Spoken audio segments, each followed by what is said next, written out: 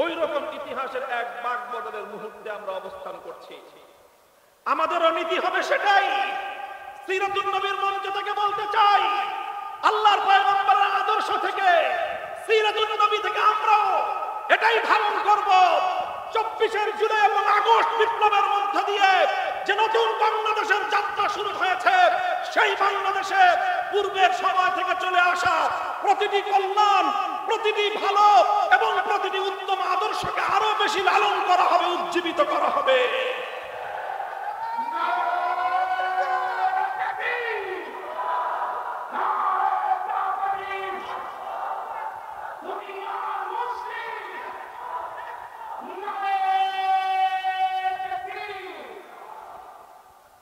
শুধু পূর্ব থেকে চলে আসা ভালো আর উত্তম আদর্শগুলোকে উজ্জীবিত করলেই চলবে না, পূর্ব থেকে চলে আসা সকল বর্বর, অন্যায়, জুলুমের নীতিগুলোকে উৎখাত করতে হবে? বলেন, কথা ঠিক না বেঠিক?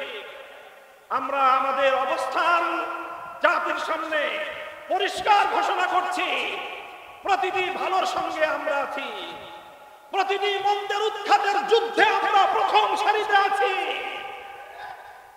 বলবেন হুজুর, পূর্ব থেকে ভালো কি কি চলে আসছে, সংক্ষিপ্ত চার্ট উল্লেখ করে দেই। পূর্ব থেকে চলে আসছে ভালো।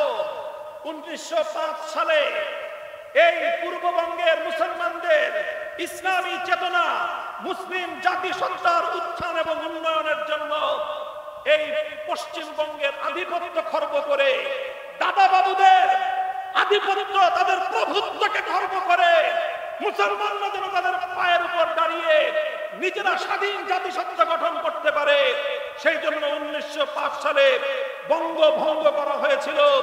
আমরা সেই বঙ্গভঙ্গের চেতনাকে সামনের দিনে অব্যাহত রাখতে চাই। আমরা বলতে চাই, আমার সোনার বাংলাদেশ আর কোনদিন দাদা বাবুদের গোলামে পরিণত হবে না।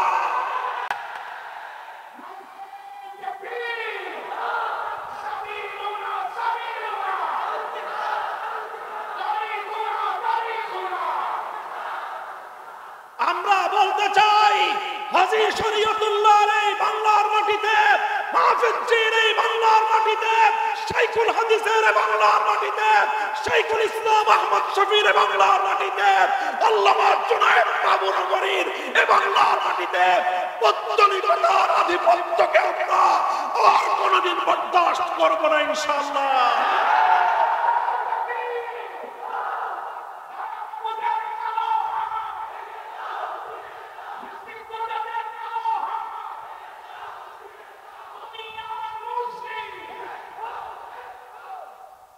এটা হলো 1905 সালে যে কল্যাণের ধারার সূচনা হয়েছিল।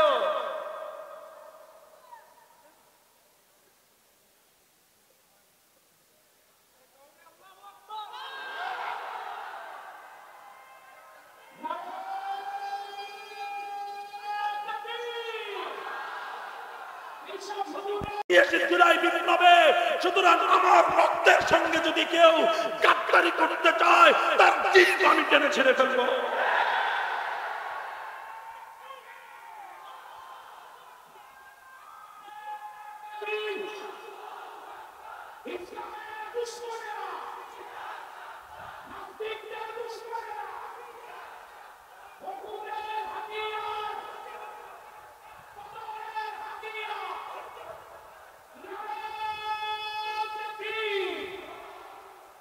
আমি সিরাতুন নবীর যেই সুমহান আদর্শের আলোচনার সূচনাতে করেছি, আল্লাহর পয়গম্বরের সিরাতের সে মৌলিক দুটি নীতিমালাকে আঁকড়ে ধরতে হবে, এটাকে কঠিনভাবে বাস্তবায়ন করতে হবে, অত্যন্ত আন্তরিকতা এবং কঠোরভাবে অনুশীলনের মাধ্যমে অতীতের ভালো বিষয়গুলোকে, ভালো চেতনাগুলোকে জাতির মধ্যে প্রতিষ্ঠিত করে এই জাতিকে বিভ্রান্ত করবার জন্য গড়ে ওঠা ভেজাল চেতনা থেকে জাতিকে মুক্ত করতে হবে ইনশাআল্লাহ। একটা সংগ্রাম, এই সংগ্রামের যুদ্ধের মাঠে আমরা নেমেছি আলহামদুলিল্লাহ। হযরত পীর সাহেব হুজুর চরমনাই হাফিজাহুল্লাহ তাআলা ওয়া রাহ মঞ্চে উপস্থিত আছেন। আমরা এখানে আছি, জাতির সঙ্গে কথা দিচ্ছি। আমি আবারও বলি, আমাদের মুফতি ইমাদউদ্দিন সাহেব স্লোগান তুলেছেন, সে কথার আমি আবার প্রতিধ্বনি করছি। আমাদের কাছে রাজনৈতিক কোন ক্ষমতার পদ পদবীর প্রয়োজন নাই। আমরা জাতির মুক্তি চাই। আমরা আমাদের পূর্বপুরুষদের রক্তের ঋণ শোধ করতে চাই। তারা রক্ত দিয়ে যে জাতি গঠন করতে চেয়েছিলেন, আমরা সেই জাতির ভবিষ্যৎ দেখতে চাই। আমরা ৭২-এর যে কোনো বাংলার মাটিতে দেখতে চাই না। আবার আমার স্বাধীন বাংলার মাটিকে বিদেশি প্রভুদের পায়ের নিচে বন্ধক দেখতে চাই না। কাজেই সেটা করবার জন্য আরে নির্বাচন অনেক পরের কাহিনী। কিসের নির্বাচন?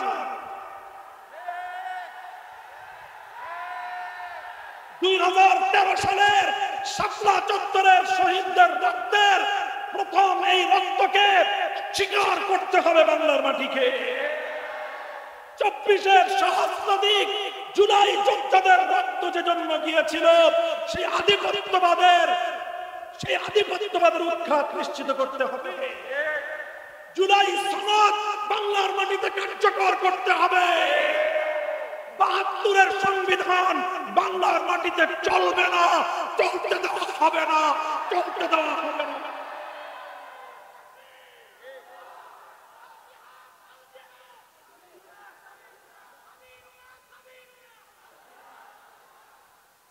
কাজেই আমি বাংলাদেশের সকল রাজনৈতিক পক্ষগুলোকে পরিষ্কার ভাষায় আমাদের বার্তা স্পষ্ট ভাষায় দিয়ে দিচ্ছি।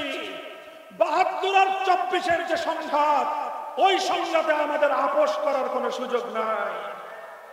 24-এর রক্তের সঙ্গে গাদ্দারি করে যারা আবার ৭২-এর বাকশালী ব্যবস্থার দিকে ফিরে যেতে চান, আপনারা যদি শহীদ জিয়াউর রহমানের নাম মুখে উচ্চারণ করেন, তাহলে আপনাদের আরেকবার উজু করতে হবে।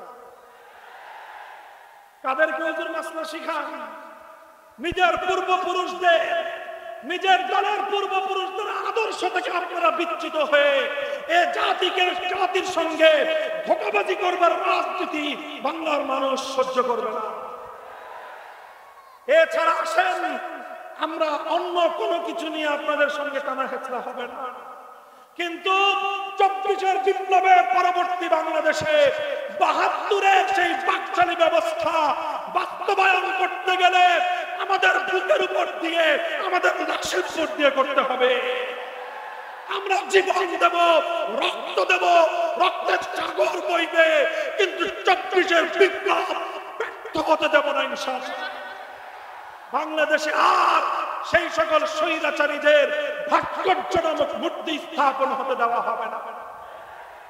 সেই সঙ্গে এটাও বলে দেই, জুলাই যোদ্ধাদের নামে অথবা আমাদের মহান শহীদদের জন্য রাষ্ট্রীয় স্থাপনায় ভাস্কর্য নির্মাণ করবার বিপজ্জনক খেলা কেউ খেলবার চেষ্টা করবেন না। মনে রাখবেন, যদি আমাদের প্রাণ প্রিয় কলিজার টুকরা শহীদ আবু সাঈদ অথবা মুগ্ধদের যদি কেউ ভাস্কর্য নির্মাণ করতে চান, সেই ভাস্কর্যের সঙ্গে আমাদের সেই আচরণই হবে শেখ মুজিবুর রহমান সাহেবের ভাস্কর্যের সঙ্গে যে আচরণ করেছিলেন। অথবা কেউ যদি শহীদ প্রেসিডেন্ট জিয়াউর রহমানের নামে কোন ভাস্কর্য রাষ্ট্রীয় স্থাপনায় বসাতে চান, সে ভাস্কর্য জীবন দিয়ে প্রতিহত করব, ভেঙে গুড়িয়ে দেব।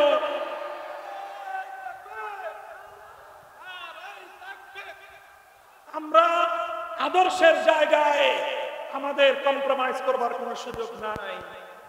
ক্ষমতা নিতে চান নিয়ে নেন, সংসদ নিতে চান, অতটা আমরা আপত্তি করব না, কিন্তু আমাদের আদর্শের জায়গায় হাত দিলে হাত সহি সালেম বাড়িতে ফিরতে পারবেন না ইনশাআল্লাহ। এই জিন্দা আছেন তো? মাথায় কাপড়ের কাপড় বাঁধো, আবার জুলাইয়ের চেতনায় উজ্জীবিত হও, আবার শাপলার হাতিয়ার নিয়ে মাঠে নামতে হবে, মাঠে নামতে হবে, মাঠে নামতে হবে।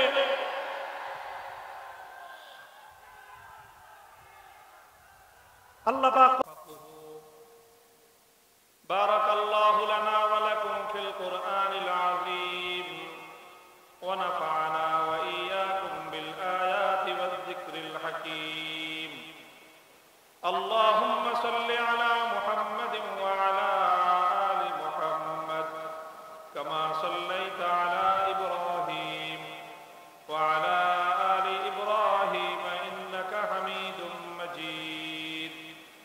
اللهم بارك على محمد وعلى آل محمد كما باركت على إبراهيم وعلى آل إبراهيم إنك حميد مجيد।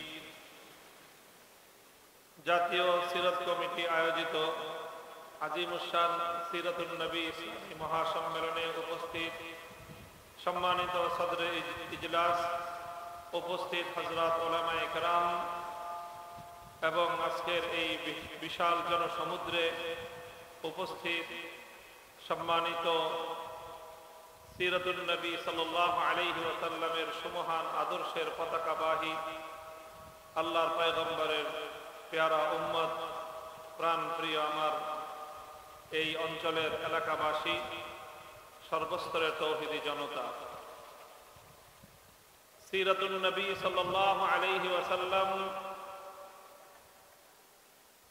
মানব জাতির জন্য আল্লাহর পক্ষ থেকে প্রেরিত প্রদত্ত উত্তম ব্যবস্থার সর্বোচ্চ মানদণ্ড। যে কোনো ক্ষেত্রে বিশ্ববাসীর জন্য নবী মুহাম্মদুর রাসূলুল্লাহ সাল্লাল্লাহু আলাইহি ওয়াসাল্লামের আদর্শের চেয়ে উত্তম কোন নমুনা এই পৃথিবীতে নেই,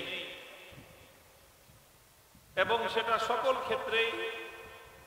যেমনি ভাবে মানুষের ইবাদত বন্দেগী, ধর্মীয় আচার আচরণের ক্ষেত্রে আল্লাহর পয়গম্বর নবীজির জীবন আদর্শ সিরাত সর্বোত্তম নমুনা, ঠিক তেমনি ভাবে পারিবারিক জীবন কার্যকলাপ পরিচালনায় আল্লাহর নবীর জীবন আদর্শ, নবীর সিরাত, এটাই হলো সর্বোত্তম নমুনা এবং সর্বোত্তম মডেল। ঠিক তেমনি ভাবে ব্যবসা বাণিজ্য অর্থনীতির ক্ষেত্রেও নবী আকরাম সাল্লাল্লাহু আলাইহি ওয়াসাল্লামের সিরাত হলো সর্বোত্তম নমুনা এবং মডেল। একইভাবে রাষ্ট্র এবং রাজনৈতিক ব্যবস্থা এবং বন্দোবস্তের ক্ষেত্রেও মুহাম্মদুর রাসূলুল্লাহ সাল্লাল্লাহু আলাইহি ওয়াসাল্লাম আনিত, প্রদত্ত, প্রতিষ্ঠিত, বাস্তবায়িত মডেল এবং নমুনাই হলো বিশ্ববাসীর জন্য সর্বশ্রেষ্ঠ এবং সর্বোত্তম মডেল।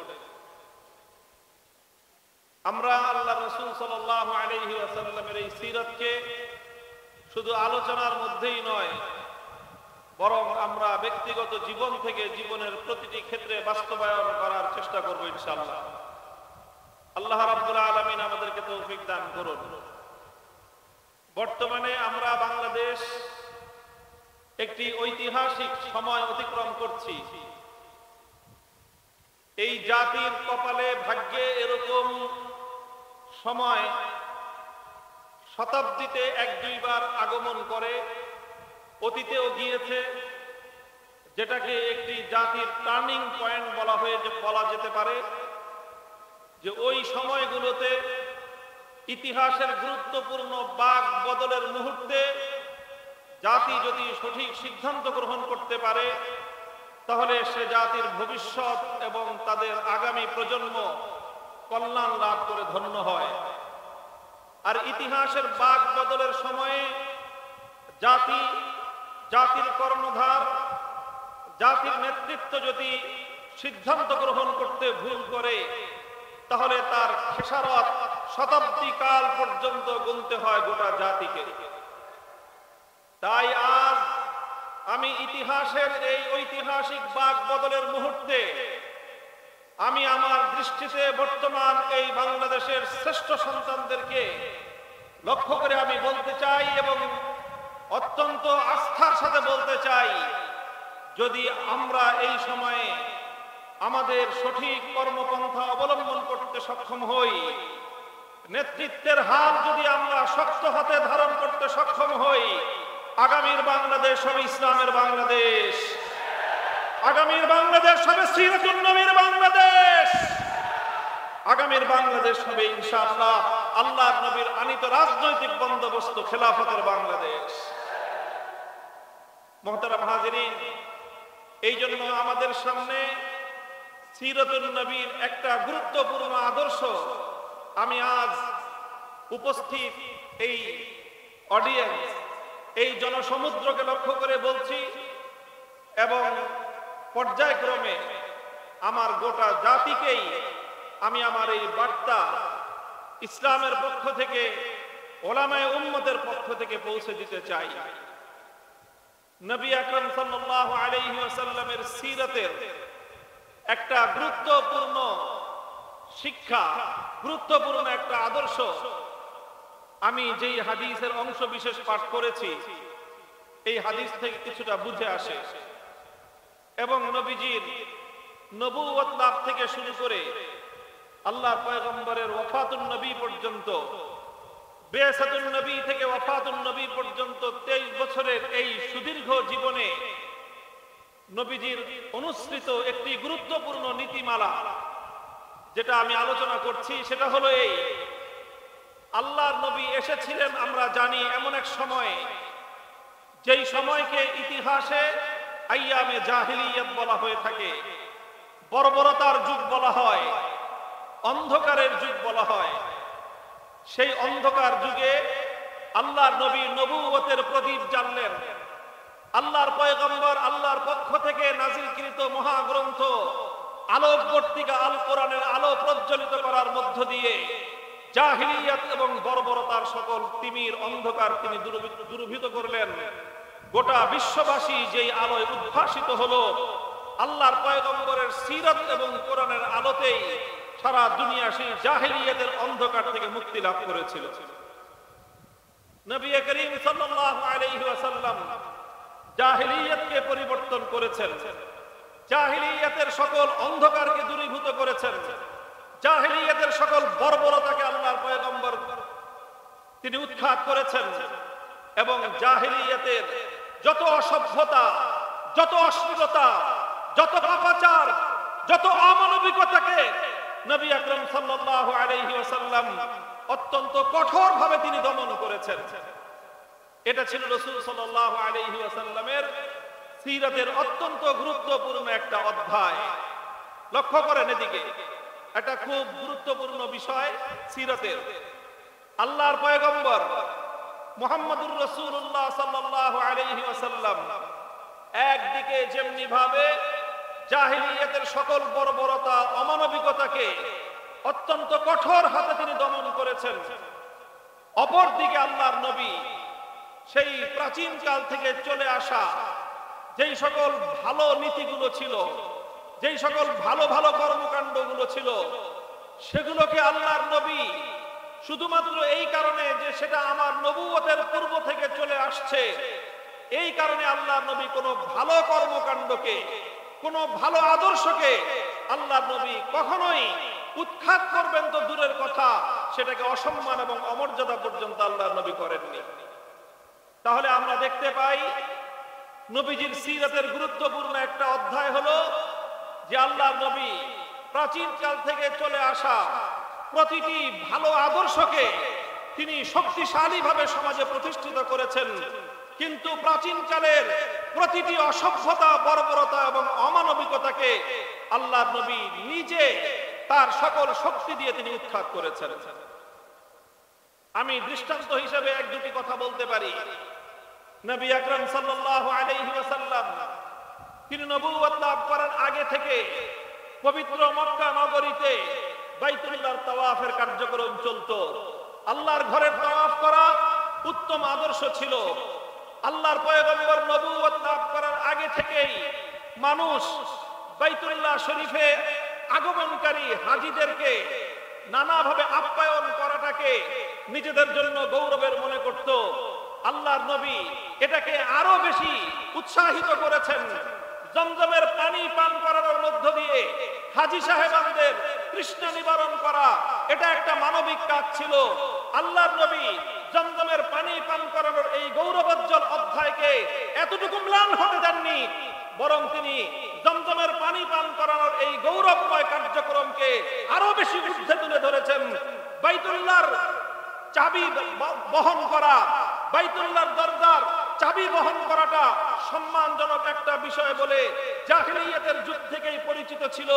আল্লাহর নবী জাহিলিয়াতের সেই চলে আসা সময় থেকে চলে আসা বাইতুল্লাহর ঘরের দরজার চাবি বহন করার এই মর্যাদাকে তিনি এতটুকু পর্যন্ত তিনি গুরুত্বহীন করেননি, বরং আল্লাহর নবী মক্কা বিজয়ের পরে উসমান ইবনে আবি তালহার হাতে এই চাবি দিয়ে, তার হাতে বাইতুল্লাহর চাবি উত্তোলন করে দিয়ে, তুলে দিয়ে নবী বলেছিলেন, খালিদাতান তালিদাতান লা ইয়ানজিউহা মিনকুম ইল্লা যালিমুন।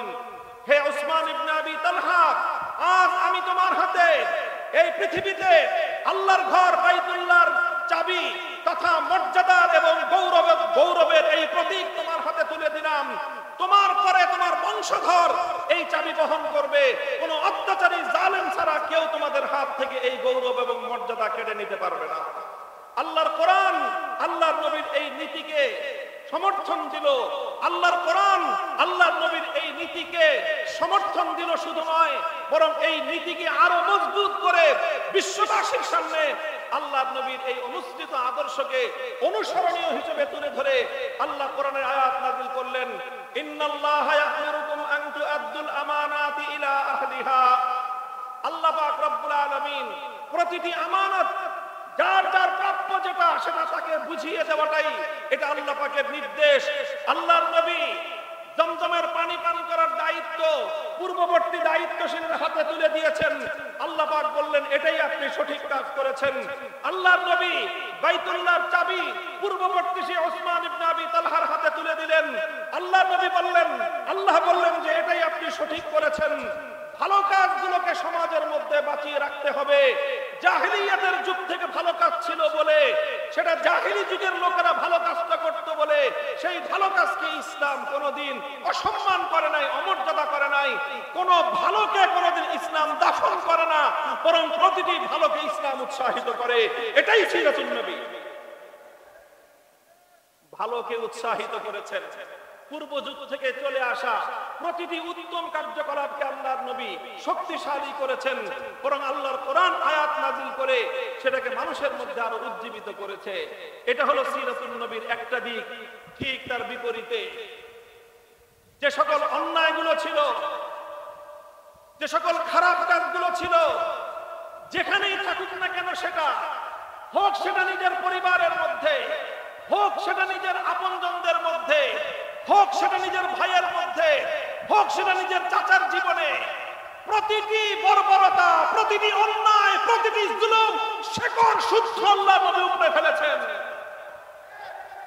রাসূল আকরাম সাল্লাল্লাহু আলাইহি ওয়াসাল্লাম যেদিন মদিনা স্টেট ঘোষণা করলেন, ইসলামী রাষ্ট্রের বুনিয়াদ কায়েম করলেন, আল্লাহর নবী ঘোষণা দিলেন, আলা ইন্না রিবাল জাহিলিয়াতি মাওযুউন তাহতা কদামাইয়া, আলা ইন্না দিমাল জাহিলিয়াতি মাওযুউন তাহতা কদামাইয়া, ওয়া ইন্না আউওয়ালা রিবান আদাউহু রিবান আব্বাস ইবনে আব্দুল মুত্তালিব। নবীজি বললেন, জাহিলিয়াতের যুগ থেকে সুদ নামক এক ভয়াবহ মানুষের রক্তচোষা এক অর্থনৈতিক কার্যকলাপ এবং রীতিনীতি পরিচালিত হয়ে আসছে। সুদের মতো মানুষের গরিবের রক্তচোষণকারী এই বর্বর রীতি একটি সভ্য সমাজে চলতে পারে না। নবীজি বললেন, সুতরাং আজ আমি মুহাম্মদ আরবি ঘোষণা করছি, জাহিলিয়াতের যুগ থেকে চলে আসা সকল সুদের কবর রচনা করলাম আমি মুহাম্মদ আরবির মা পায়ের নিচে। সমস্ত জাহিলি সুদ আজ থেকে দাফন হয়ে গেল।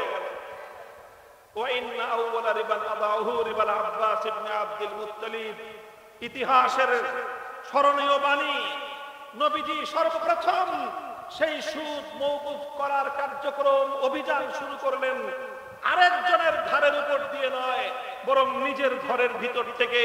নবীজি বললেন, আমার আপন চাচা আব্বাস বিন আব্দুল মুত্তালিব, যিনি আরবের অন্যতম বড় ব্যবসায়ী ছিলেন সুদের ভিত্তিতে, মানুষের কাছে বিপুল পরিমাণ অর্থ তার পাওনা ছিল, লগ্নি করা ছিল সুদের ভিত্তিতে, বিপুল পরিমাণ সুদ তিনি মানুষের কাছে পেতেন।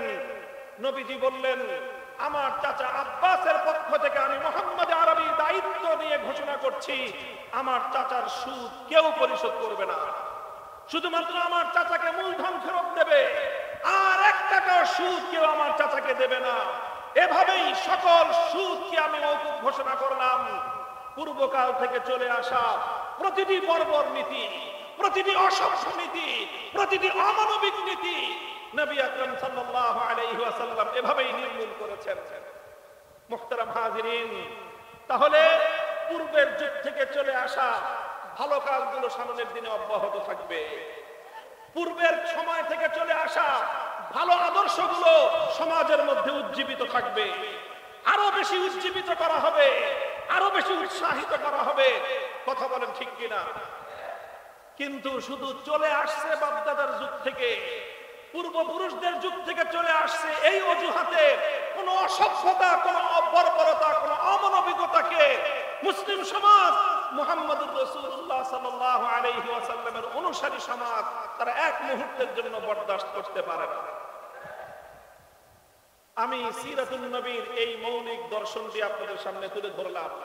আমি আশা করি আপনারা এই বিষয়টি হৃদয়ঙ্গম করবেন এবং এই বিষয়ে আপনারা যদি অধিকতর পড়াশোনা করেন দীর্ঘ তালিকা পাবেন যে আল্লাহর নবী জাহেলিয়াতের যুগের কি কি কুপ্রথা তিনি শক্ত হাতে দমন করেছেন, আবার পূর্বের যুগ থেকে চলে আসা ভালো রীতিনীতিগুলোকে তিনি কিভাবে প্রমোট করেছেন, কিভাবে তিনি সেগুলোকে সমর্থন দিয়েছেন, শক্তি জুগিয়েছেন। আপনারা তার সুদীর্ঘ তালিকা পেয়ে যাবেন। আমি শুধুমাত্র দৃষ্টান্ত হিসেবে দুটি দৃষ্টান্ত উপস্থাপন করলাম এই কথা বোঝাবার জন্য যে আজ আমরা বাংলাদেশে ওই রকম ইতিহাসের এক বাঁক বদলের মুহূর্তে আমরা অবস্থান করছি। আমাদেরও নীতি হবে সেটাই। সিরাতুন নবীর মঞ্চ থেকে বলতে চাই, আল্লাহর পয়গম্বরের আদর্শ থেকে, সিরাতুন নবী থেকে আমরাও এটাই ধারণ করব।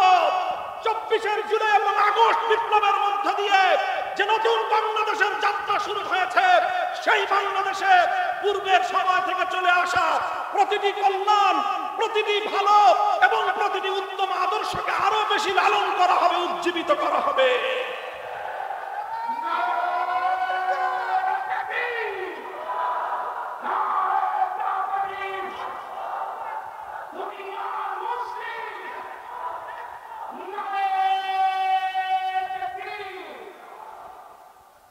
শুধু পূর্ব থেকে চলে আসা ভালো আর উত্তম আদর্শগুলোকে উজ্জীবিত করলেই চলবে না, পূর্ব থেকে চলে আসা সকল বর্বর, অন্যায়, জুলুমের নীতিগুলোকে উৎখাত করতে হবে? বলেন কথা ঠিক না বেঠিক? আমরা আমাদের অবস্থান জাতির সামনে পরিষ্কার ঘোষণা করছি, প্রতিটি ভালোর সঙ্গে আমরা আছি, প্রতিটি মন্দের উৎখাতের যুদ্ধে আমরা প্রথম সারিতে আছি। বলবেন হুজুর পূর্ব থেকে ভালো কি কি চলে আসছে, সংক্ষিপ্ত চার্ট উল্লেখ করে দেই। পূর্ব থেকে চলে আসছে ভালো। 1905 সালে এই পূর্ববঙ্গের মুসলমানদের ইসলামী চেতনা, মুসলিম জাতিসত্তার উত্থান এবং উন্নয়নের জন্য এই পশ্চিমবঙ্গের আধিপত্য খর্ব করে, দাদা বাবুদের আধিপত্য, তাদের প্রভুত্বকে খর্ব করে মুসলমানরা যেন তাদের পায়ের উপর দাঁড়িয়ে নিজেরা স্বাধীন জাতিসত্তা গঠন করতে পারে, সেই জন্য 1905 সালে বঙ্গভঙ্গ করা হয়েছিল। আমরা সেই বঙ্গভঙ্গের চেতনাকে সামনের দিনে অব্যাহত রাখতে চাই। আমরা বলতে চাই আমার সোনার বাংলাদেশ আর কোনদিন দাদা বাবুদের গোলামে পরিণত হবে না।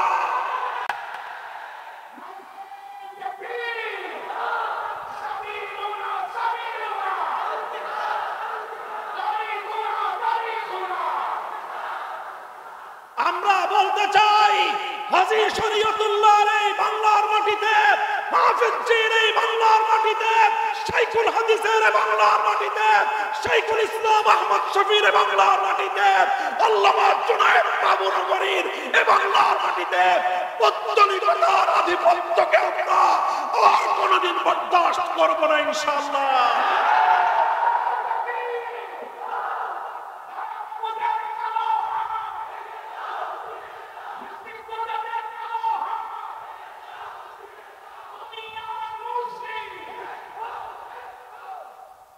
এটা হলো 1905 সালে যে কল্যাণের ধারার সূচনা হয়েছিল।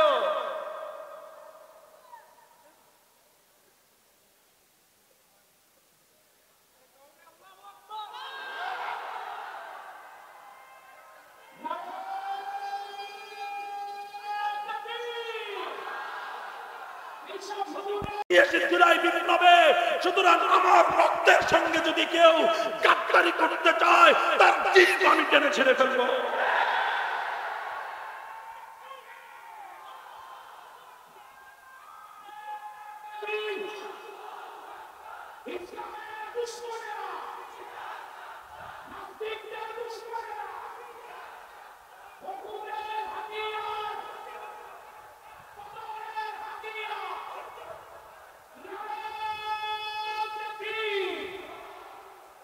আমি সিরাতুন নবীর যেই সুমহান আদর্শের আলোচনা সূচনাতে করেছি, আল্লাহর পয়গম্বরের সিরাতের সে মৌলিক দুটি নীতিমালাকে আঁকড়ে ধরতে হবে, এটাকে কঠিন ভাবে বাস্তবায়ন করতে হবে, অত্যন্ত আন্তরিকতা এবং কঠোর ভাবে অনুশীলনের মাধ্যমে অতীতের ভালো বিষয়গুলোকে, ভালো চেতনাগুলোকে জাতির মধ্যে প্রতিষ্ঠিত করে এই জাতিকে বিভ্রান্ত করবার জন্য গড়ে ওঠা ভেজাল চেতনা থেকে জাতিকে মুক্ত করতে হবে ইনশাআল্লাহ। একটা সংগ্রাম, এই সংগ্রামের যুদ্ধের মাঠে আমরা নেমেছি আলহামদুলিল্লাহ। হযরত পীর সাহেব হুজুর চরমনাই হাফিজাহুল্লাহ তাআলা ওয়া রাহ মঞ্চে উপস্থিত আছেন। আমরা এখানে আছি, জাতির সঙ্গে কথা দিচ্ছি। আমি আবারও বলি, আমাদের মুফতি ইমাদউদ্দিন সাহেব স্লোগান তুলেছেন, সে কথার আমি আবার প্রতিধ্বনি করছি। আমাদের কাছে রাজনৈতিক কোন ক্ষমতার পদ পদবীর প্রয়োজন নাই। আমরা জাতির মুক্তি চাই। আমরা আমাদের পূর্বপুরুষদের রক্তের ঋণ শোধ করতে চাই। তারা রক্ত দিয়ে যে জাতি গঠন করতে চেয়েছিলেন, আমরা সেই জাতির ভবিষ্যৎ দেখতে চাই। আমরা ৭২-এর যে কোনো বাংলার মাটিতে দেখতে চাই না। আবার আমার স্বাধীন বাংলার মাটিকে বিদেশি প্রভুদের পায়ের নিচে বন্ধক দেখতে চাই না। সেটা করবার জন্য আরে নির্বাচন অনেক পরের কাহিনী। কিসের নির্বাচন? ২০১৩ সালের শাপলা চত্বরের শহীদদের রক্তের প্রথম এই রক্তকে স্বীকার করতে হবে বাংলার মাটিকে। ২৪-এর সহস্রাধিক জুলাই যোদ্ধাদের রক্ত যে জন্ম গিয়েছিল, সেই আধিপত্যবাদের উৎখাত নিশ্চিত করতে হবে।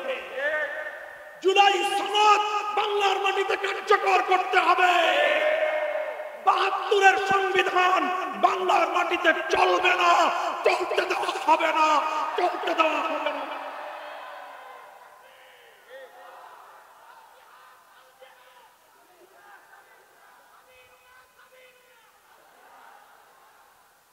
কাজেই আমি বাংলাদেশের সকল রাজনৈতিক পক্ষগুলোকে পরিষ্কার ভাষায় আমাদের বার্তা স্পষ্ট ভাষায় দিয়ে দিচ্ছি। ৭২ আর ২৪-এর যে সংঘাত, ওই সংঘাতে আমাদের আপোষ করার কোনো সুযোগ নাই। ২৪-এর রক্তের সঙ্গে গাদ্দারি করে যারা আবার ৭২-এর বাকশালী ব্যবস্থার দিকে ফিরে যেতে চান, আপনারা যদি শহীদ জিয়াউর রহমানের নাম মুখে উচ্চারণ করেন, তাহলে আপনাদের আরেকবার এই জীবন কাদেরকে হুজুর মাসলা শিখান? নিজের পূর্বপুরুষদের, নিজের দলের পূর্বপুরুষদের আদর্শ থেকে আপনারা বিচ্যুত হয়ে এ জাতির সঙ্গে ধোঁকাবাজি করবার রাজনীতি বাংলার মানুষ সহ্য করবে না।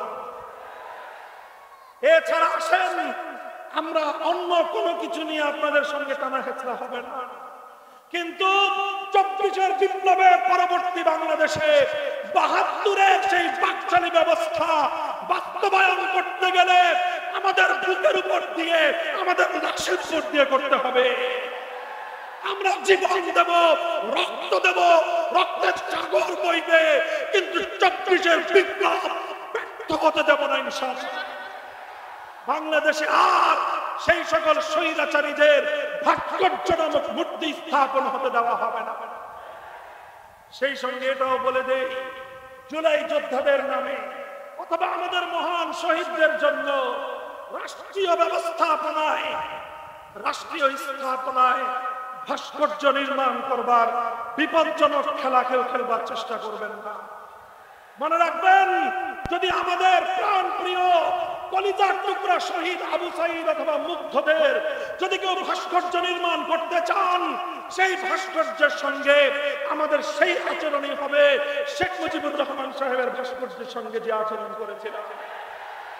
অথবা কেউ যদি শহীদ প্রেসিডেন্ট জিয়াউর রহমানের নামে কোন ভাস্কর্য রাষ্ট্রীয় স্থাপনায় বসাতে চান, সে ভাস্কর্য জীবন দিয়ে প্রতিহত করব, ভেঙে গুড়িয়ে দেব।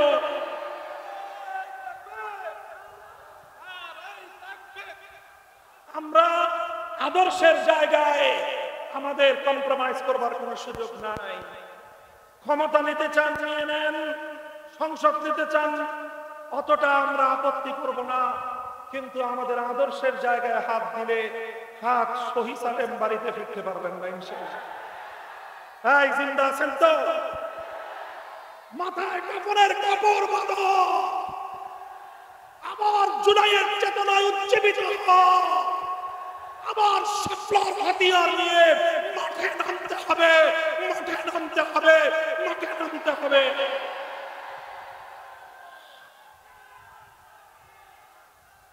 আল্লাহ পাক কবুল করেন ইনশাআল্লাহ। কথা যা বললাম অক্ষরে অক্ষরে যেন সেই কথার উপর অক্ষরে অক্ষরে যেন অবিচল থাকতে পারি শেষ নিঃশ্বাস পর্যন্ত, সেই দোয়া আমি আপনাদের কাছে চাই। আমাদের কথা যেন আমরা রক্ষা করতে পারি। আল্লাহ যেন আমাদের আগামীর বাংলাদেশকে ইসলামের অনুকূল বাংলাদেশ হিসেবে কবুল করেন। সিরাতুন নবীর সুমহান আদর্শের আলোকেই আগামীর বাংলাদেশকে আমরা গড়ব। নাসরুম মিনাল্লাহি ওয়া ফাতহুন করিব ওয়া আখিরু দাওয়ানা আলহামদুলিল্লাহি রাব্বিল আলামিন। আলহামদুলিল্লাহ।